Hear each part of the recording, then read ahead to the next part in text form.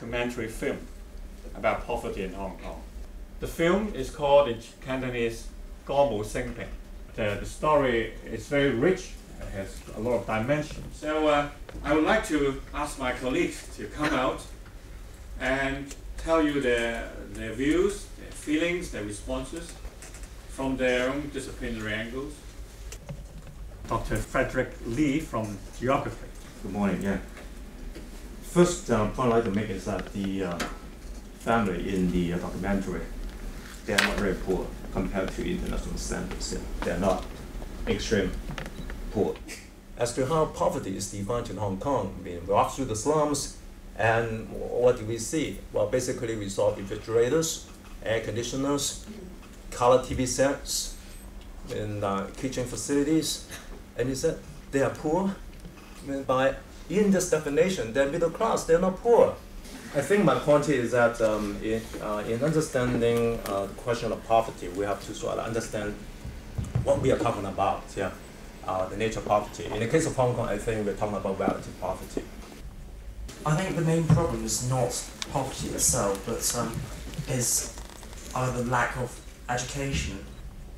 Well, in this case, the father was uneducated, that the father became poor, and the family fell into the trap of poverty, so much so that the daughter started stealing at a young age. Dr. Jiu Gong from Sociology. And actually, I'm a criminologist from the Department of Sociology, so I'm very sensitive to any crime issue. So I was very touched when I heard the young lady telling the story when she was young, and because she wanted to have the ball pens, yeah, or chocolate, and then go to steal it. I saw from film, I feel most touched is the part that she said it is her great shame that she started stealing, because her dad tried very best to do the right thing, even though he didn't have enough money. Professor Terry Au from Psychology. I was still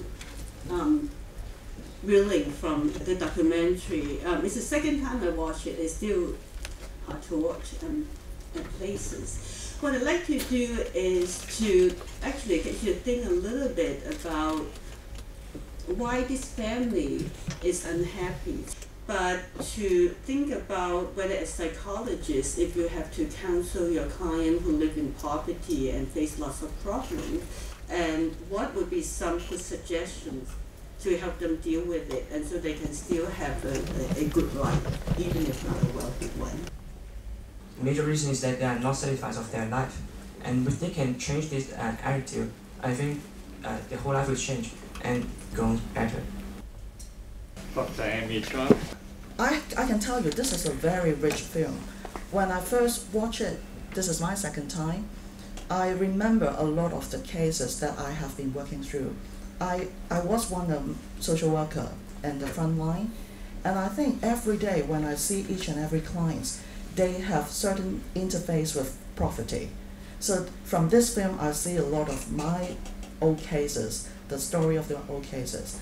And I'm very appreciative of having watched the film with your heart. I heard someone sneezing, probably touched with the family's stories. So you might become a very good social worker because you are sensitive to the feelings. Professor Joseph Chan. This story indeed is very rich. Violence, stealing,